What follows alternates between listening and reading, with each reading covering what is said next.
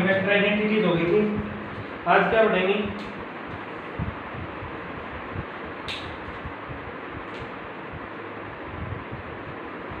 Concept of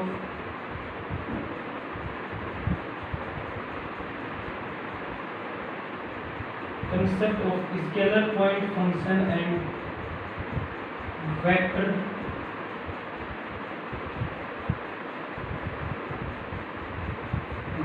point function. ठीक है कि स्केलर पॉइंट फंक्शन क्या होता है और वेक्टर पॉइंट फंक्शन क्या होता है। फर्स्ट क्या है, लेट अस suppose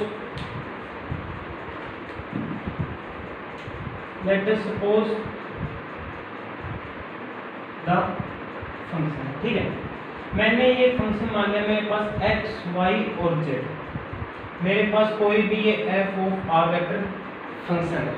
ठीक है, इसकी मेरे पास क्या है, इसकी value x y z plus x square y square plus y z। ठीक है, एक फंक्शन मेरे पास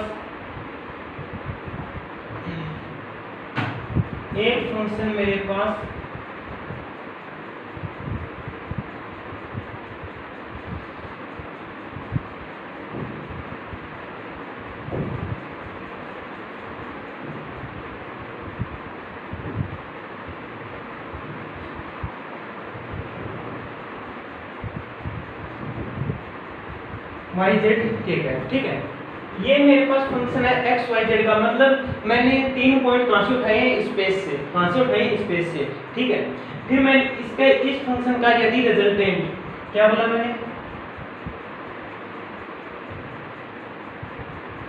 यदि इस फंक्शन का रिजल्टेंट मेरे पास एक स्केलर आता है, वेक्टर नहीं आएगा इसका, यदि मेरे पास इस फंक्शन का रिजल्टेंट मेरे पास एक स्केलर आता है, तो ये क्या कहलाएगा, ये क्या कहलाएगा, स्केलर पॉइंट फंक्शन। वापिस देखना, मेरे पास कोई 3 वेक्टर थे,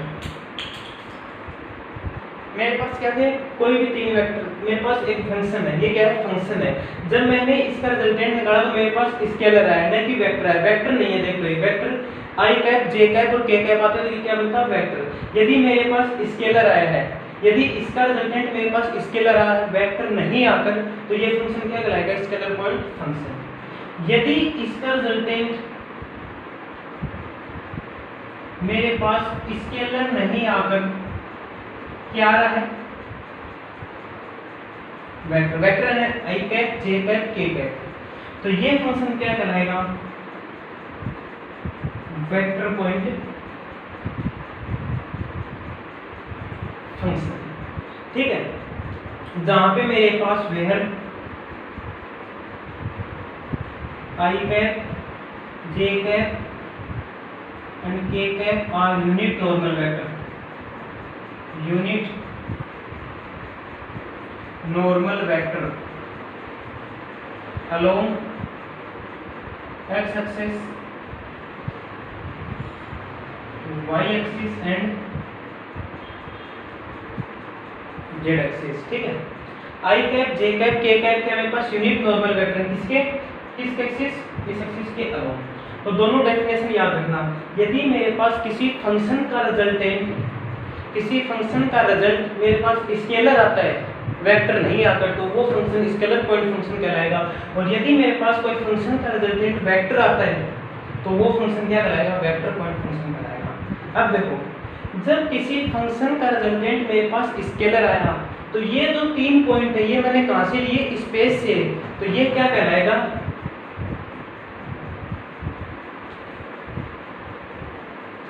ये क्या कहलाएगा, स्केलर फील्ड। जब मेरे पास किसी वेक्टर का रिजल्टेंट मेरे पास स्केलर आया, और वो स्केलर कब आया, तब मैंने ये 3 पॉइंट जो स्पेस से उठाए, मैंने जहां से मैंने 3 पॉइंट उठाए हैं, जिस फील्ड से मैंने 3 पॉइंट लिए, वो कौन सा फील्ड कहलाएगा, स्केलर फील्ड। इसी तरह जब मेरे पास इसका रिजल्टेंट वेक्टर आया, जहां से मैंने 3 पॉइंट उठाए, ये वो कौन सा फील्ड कहलाएगा, वेक्टर फील्ड। ठीक है, वापस देख लो, मेरे पास क्या कंसेप्ट है, scalar point function and vector point function का। यदि मेरे पास कोई फंक्शन का रिजल्ट, यदि मेरे पास कोई फंक्शन को सोल्व करने पर उसकी वैल्यू या उसका रिजल्ट मेरे पास स्केलर आ रहा है, कोई स्केलर क्वांटिटी, तो वो फंक्शन क्या कहलाएगा, स्केलर पॉइंट फंक्शन। और जो पॉइंट हमने लिए जिस स्पेस से, जिस फील्ड से, वो फील्ड कौन सा कहलाएगा, स्केलर फील्ड। जब कोई फंक्शन का रिजल्टेंट मेरे पास वेक्टर आ रहा है तो वो फंक्शन क्या कहलाएगा, वेक्टर पॉइंट फंक्शन। और जहां वेक्टर पॉइंट फंक्शन के मैंने जो स्पेस में से जो मैंने कोऑर्डिनेट्स लिए थे, पॉइंट लिए थे, वो फील्ड क्या कहलाएगा, वेक्टर फील्ड कहलाएगा। ये क्या स्पेस से लिए हुए पॉइंट है, कहां से लिए मैंने, स्पेस से, तो ये क्या कहलाएंगे, वेक्टर फील्ड कहलाएगा। वापस आ गए सोच, I cap J cap and के कैप क्या मेरे पास यूनिट नॉर्मल वेक्टर किसके along, X axis, Y axis and Z axis. Example देखें, इसका एग्जांपल क्या हो जाएगा, डेंसिटी ऑफ बॉडी,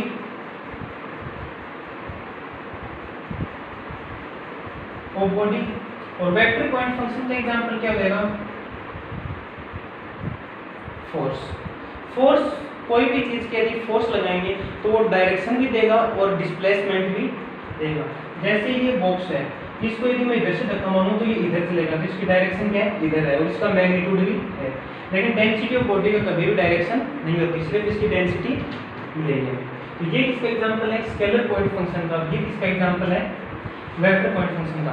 तो वापस देख लो, यदि कोई फंक्शन का रिजल्ट, कभी फंक्शन का सॉल्यूशन मेरे पास स्केलर क्वांटिटी आती है, स्केलर, तो वो फंक्शन क्या कहलाएगा, स्केलर पॉइंट फंक्शन। और जहां से मैंने वो पॉइंट ली है जिस फील्ड से, वो फील्ड क्या कहलाएगा, स्केलर फील्ड। यदि मेरे पास कोई फंक्शन का रिजल्टेंट मेरे पास वेक्टर आता है, आई कैप, जे कैप और के कैप की फॉर्म में, देखना वेक्टर है,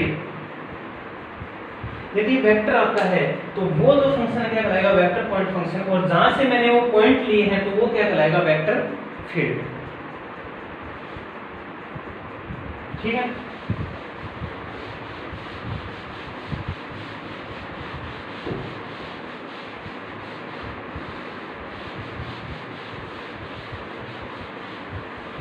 एक छोटी सी और आती है, एक मैं आईडी में बोलूं, vector differentiation.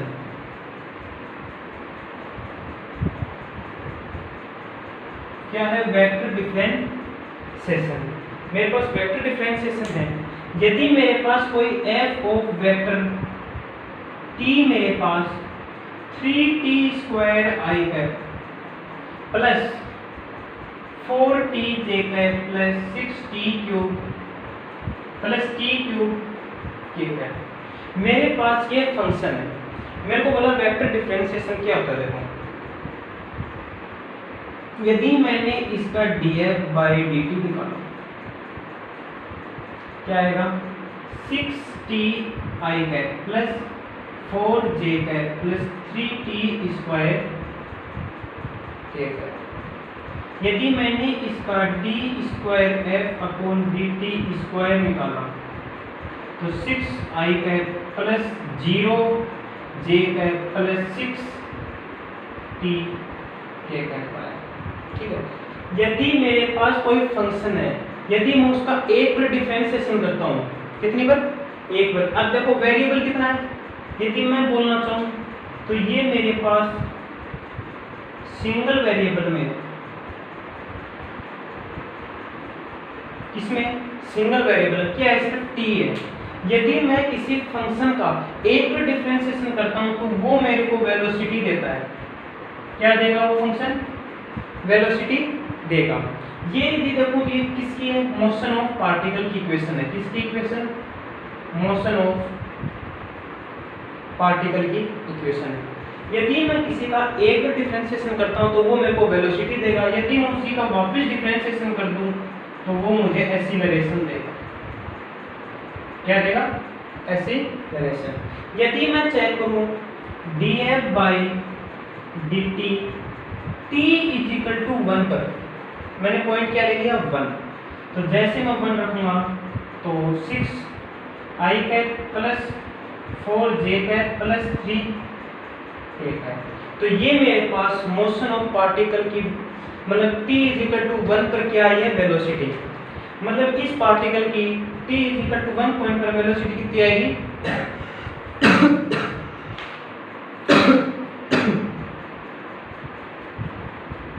t is equal to 1 पर वेलोसिटी कितनी आएगी इतनी आएगी।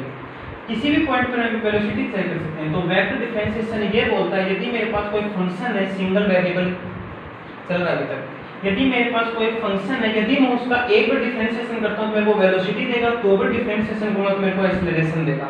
और यदि मैं चेक करना चाहूं कि t इज इक्वल टू 1 पर पार्टिकल की वेलोसिटी कितनी है, तो t इज इक्वल टू 1 पर पार्टिकल की वेलोसिटी क्या है कितनी है, t इज इक्वल टू 2 पर हमको जो पॉइंट दिया हुआ उस पे हम चेक कर सकते हैं।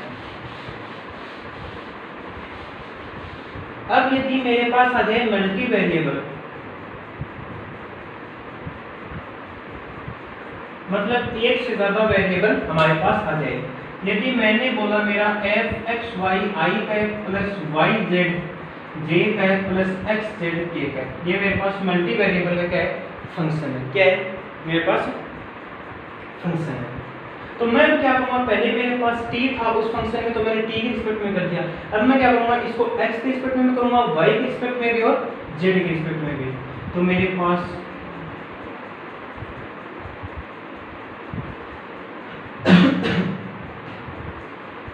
वेरिएबल 3 है, तो मैं इसका क्या करूंगा पार्शियल डिफरेंशिएट। जब भी मेरे पास वेरिएबल एक से ज्यादा होते हैं तो हम क्या करते हैं उसका पार्शियल डिफरेंशिएट। तो डेल f अपॉन पहले करूंगा डेल x का क्या y i cap plus z k cap, मैंने del f upon del y क्या x i cap plus z k cap, मैंने del f upon del z क्या y j cap plus x k cap. तो हमें ये बात याद रखनी, यदि मल्टी वेरिएबल का कोई फंक्शन आता है तो उसका हमें पार्शियल डिफरेंशिएट करना होता है। क्यों? क्योंकि इसमें वेरिएबल एक से ज्यादा होते हैं, तो जितने भी वेरिएबल हैं उसके रिस्पेक्ट में हम क्या करेंगे उसका डिफरेंशिएशन। ठीक है, ये जो हमारे पास डेल अपॉन डेल x इसको बोलते हैं स्मॉल चेंज होता है पार्शियल डेरिवेटिव में। मैं d को मैं d अपॉन dx बोल सकता हूँ, बोल सकते हैं। ये मेरे पास क्या है, ये मेरे पास डिफरेंशियल ऑपरेटर है, क्या है डिफरेंशियल ऑपरेटर। और यदि मैं बात करूं d equal to d upon dx i cap आ जाए, क्या है i कैप, तो i कैप क्या वेक्टर, तो ये क्या बन जाएगा वेक्टर डिफरेंशियल ऑपरेटर, क्या बन जाएगा वेक्टर डिफरेंशियल ऑपरेटर। तो d अपॉन dx को मैं d लिख सकता हूँ, ये मेरे पास डिफरेंशियल ऑपरेटर है। यदि मैंने i कैप लगा दिया मतलब वेक्टर आ गया, तो ये क्या बन गया वेक्टर डिफरेंशियल ऑपरेटर। ठीक है, यहां तक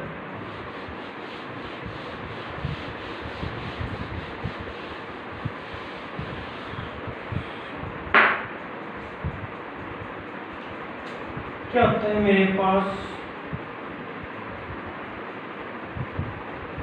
वेक्टर डिफरेंशियल ऑपरेटर। ठीक है, जिसको किससे डिनोट करते हैं डेल से, या मैं इसको क्या लिख सकता हूं डेल। ठीक है, ये डेल हमारा क्या होता है del upon del x i cap plus del upon del y j cap plus del upon del z k cap, ये हमारा क्या होता है वेक्टर डिफरेंशियल ऑपरेटर। ठीक है, क्या आ गया हमारा वेक्टर डिफरेंशियल ऑपरेटर, जिसको हम क्या बोलते हैं डेल या del.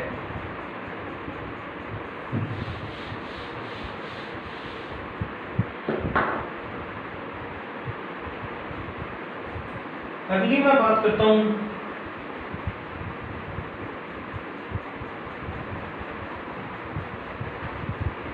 Gradient of scalar point function.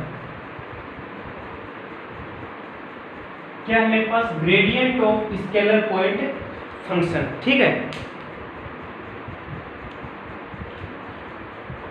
मेरे पास कोई भी स्केलर पॉइंट फंक्शन मैंने f ले लिया, ठीक है, इसका इसने क्या बोला ग्रेडियंट बोला है, तो मैं क्या कर दूंगा डेल f। डेल f क्या होता है del f upon del x i cap plus del f upon del y j cap plus del f upon del z k cap. ठीक है, ये मैंने क्या बोला gradient of scalar point function, मतलब मैंने स्केलर पॉइंट फंक्शन का क्या निकाला है ग्रेडियंट निकाला है। ठीक है, आ गया। और क्या बोला है इसने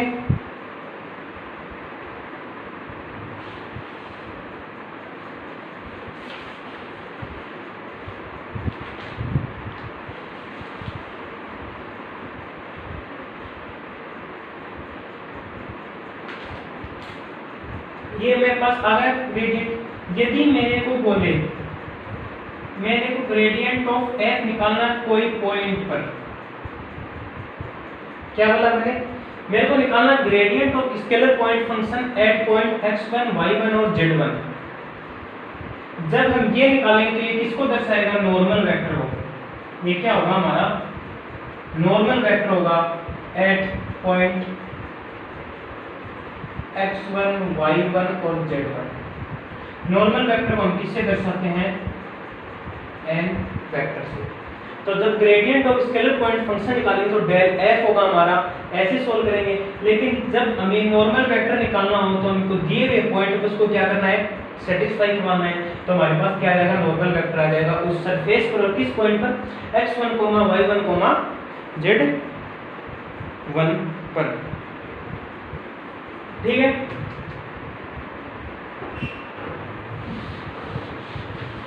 यदि मैंने बोला मेरे पास कोई f है x y z, मेरे पास ये क्या कोई फंक्शन है, स्केलर वेक्टर नहीं है, मैंने इसका निकालना डेल f निकालना है। क्या आएगा डेल f, इसका आ जाएगा y z I cap plus x z j cap plus x y k cap. ठीक है, ये मेरे पास फंक्शन है, इसका ग्रेडियंट ऑफ स्केलर फील्ड क्या है, पॉइंट क्या आएगा, डेल f।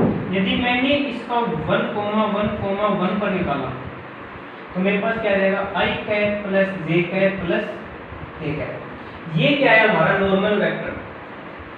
और नॉर्मल वेक्टर क्या होता है, यदि ये नॉर्मल वेक्टर है तो ये फंक्शन इस पॉइंट पर इस फंक्शन के क्या रहेगा, perpendicular.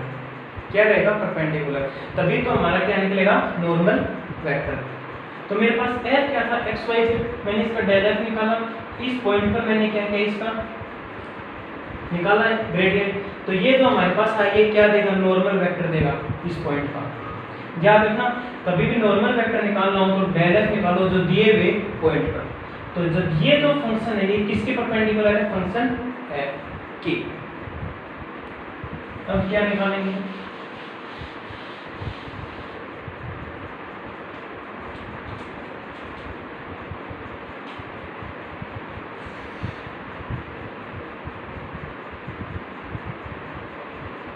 Directional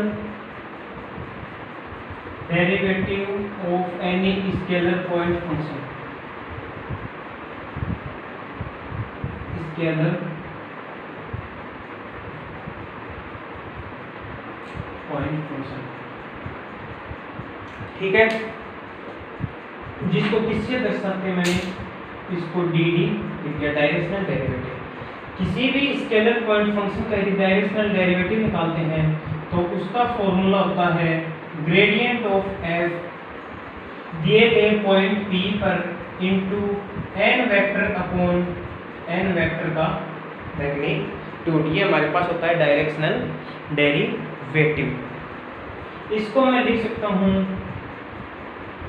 gradient of f at point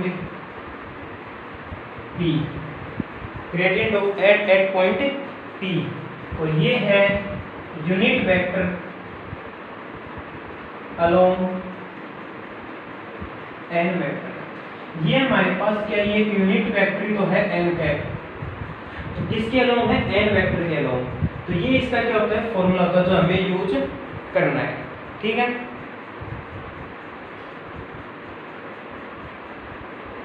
इतना हो गया। एक चीज और बता दूं, यदि मेरे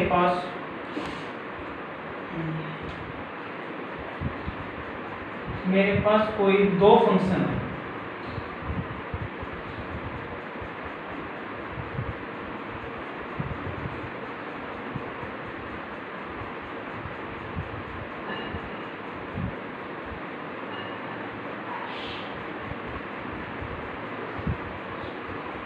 यदि मैं इसका डॉट वेक्टर निकालता हूं, डॉट प्रोडक्ट, तो क्या आ जाएगा मेरे पास, a1 b1 i cap a2 b2 j cap plus a3 b3 क्या आ जाएगा, k कैप आ जाएगा। यदि मैं इसका क्रॉस प्रोडक्ट निकालता हूं, क्रॉस प्रोडक्ट कैसे आएगा, i cap j cap k cap A1 A2 A3 B1 B2 B3। एक चीज और, यदि मेरे पास A क्रॉस B है तो मैं इसको minus of B cross A vector भी क्या कर सकता हूँ, लिख सकता हूँ। ठीक है, ये हो गया। ये क्या डायरेक्शनल डेरिवेटिव निकालने लगे हैं formula, gradient of at point P n vector upon n vector का मैग्नीट्यूड। नॉर्मल वेक्टर मैंने आपको बताया है, जो ग्रेडियंट ऑफ f जो P पर है वो हमारा क्या होगा, नॉर्मल वेक्टर होगा। क्वेश्चन देखो, क्वेश्चन क्या है मेरे पास, find the unit normal vector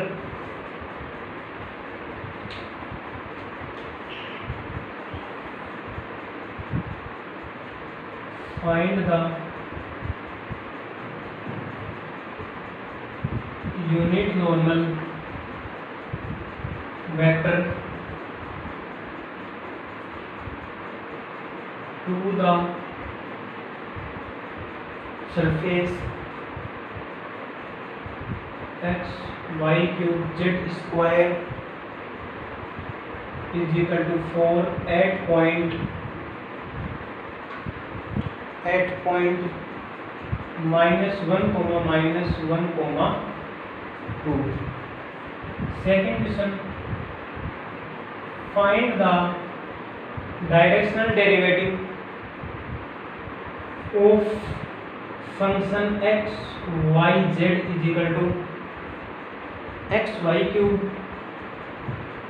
plus y z cube at point -2,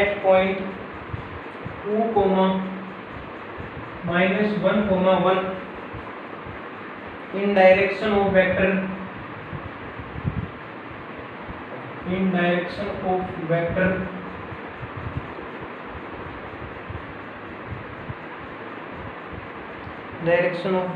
I cap plus 2j cap plus 3k cap। ठीक है, ये क्वेश्चन है।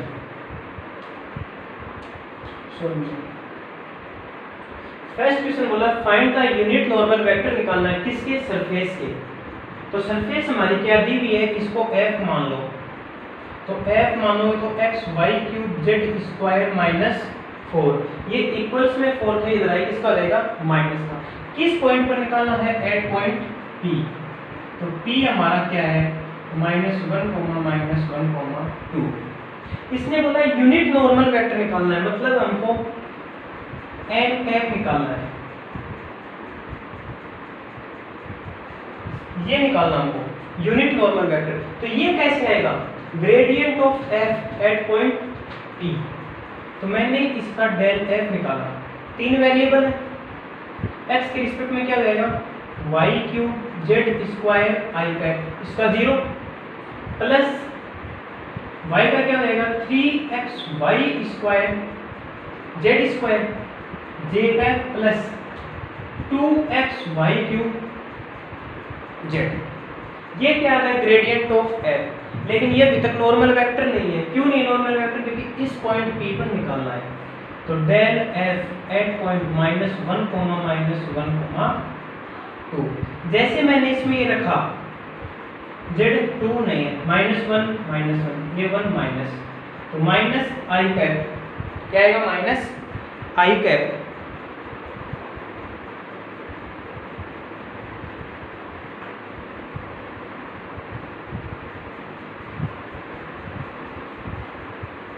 माइनस आई कैप नहीं, x तो है नहीं, y कितना है, -1 रखेंगे तो माइनस आएगा 2, z की जगह 2 रखेंगे तो 4, -4 आई कैप, y की जगह x की जगह माइनस तो माइनस तो आएगा 3, 1, 1, z की 2, -4, 4 3 था 12 j कैप, इसमें माइनस आएगा। लेकिन अब देखो माइनस आएगा, -1 की पावर 3, तो -1 ही आएगा, माइनस प्लस, z की जगह 2 था 4, ये क्या आया। ये मेरे पास क्या है, ये मेरे पास del f at point P आया है, जो मेरे पास क्या आता है, नॉर्मल वेक्टर आता है। लेकिन मेरे को निकालना क्या है, मेरे को निकालना है यूनिट नॉर्मल वेक्टर। तो क्या आ जाएगा, gradient of F at point P का यूनिट वेक्टर क्या जाएगा, gradient of F at point P का vector upon magnitude of gradient of F at point P का मैग्नीट्यूड। ठीक है, gradient of F at point P upon gradient of f P का magnitude. तो ये मेरे पास क्या है, -4 i cap minus 12 j cap plus 4 k cap. ये आ गया मेरे पास ग्रेडियंट ऑफ एफ। ठीक है, 4 4 10 16 144 176। इसमें क्या कॉमन आ रहा है, 4 minus i cap minus 3 j cap plus k cap. इसको मैं क्या लिख सकता हूँ, 4√11, 4 से 4 कट गया, minus i cap minus 3 j cap plus k cap upon √11। ये क्या गया, यूनिट नॉर्मल वेक्टर किस सरफेस के, सरफेस के इसके। ठीक है, आगे समझ में, मेरे पास पूछा है यूनिट नॉर्मल वेक्टर निकालना है इस सरफेस के उस पॉइंट पर। तो मेरे पास पता है यूनिट नॉर्मल वेक्टर निकालने के मेरे पास नॉर्मल वेक्टर निकालना पड़ेगा पहले। नॉर्मल वेक्टर क्या होता है, gradient of F at point P. यही हमारा क्या होता है, normal vector.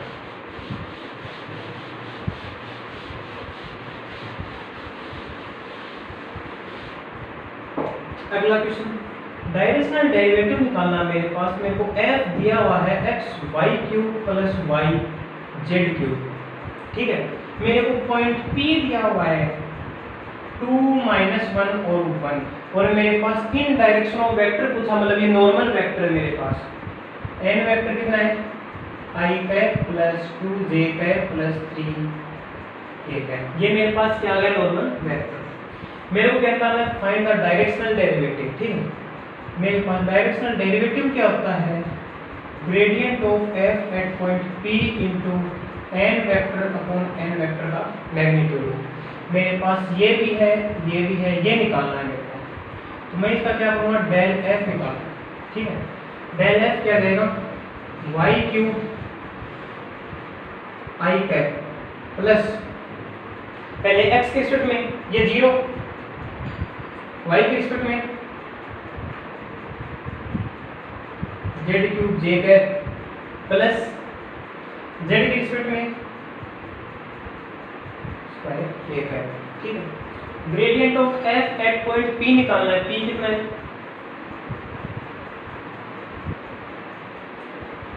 2, -1,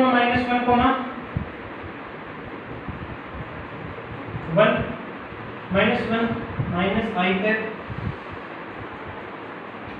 y minus 2 6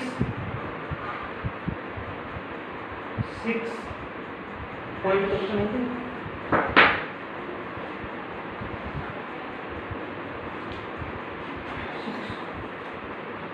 6 plus z cube 1 7 j cap plus y कितना है, -3 के कैप। इस वैल्यू को रखेंगे इसमें directional derivative, minus i cap plus 7 j cap minus 3 के कैप इनटू एन वेक्टर कितना है, आई कैप प्लस 2 जे कैप प्लस 3 के कैप अपॉन इसका मैग्नीट्यूड। मैग्नीट्यूड कितना जाएगा, 9 तेरा रूट 14, डॉट प्रोडक्ट कर दो, -1 प्लस 14 -9 रूट 14 10 4 बटे रूट 14 है। ये आंसर 4 अपॉन रूट 14 आ जाएगा। क्या जाएगा इसका डायरेक्शनल डेरिवेटिव। तो क्या बोला इसने, find the directional derivative of function at point in the direction of vector. ये हमारे पास एन वेक्टर आ गया। डायरेक्शनल ऑफ डेरिवेटिव निकालना मतलब gradient of F at point P N vector upon N vector का मैग्नीट्यूड। तो ये मेरे पास है del F is equal to Y cube I cap plus ये हमारे पास आ गया डेल एफ आ गया इससे ये हमने इस पॉइंट पर इसको क्या सैटिस्फाई किया, ये हमारे पास क्या है डायरेक्शनल डेरिवेटिव के फॉर्मूले में मैंने इसको रख दिया। ये मेरे पास आ गया डायरेक्शनल डेरिवेटिव फॉर्मूला।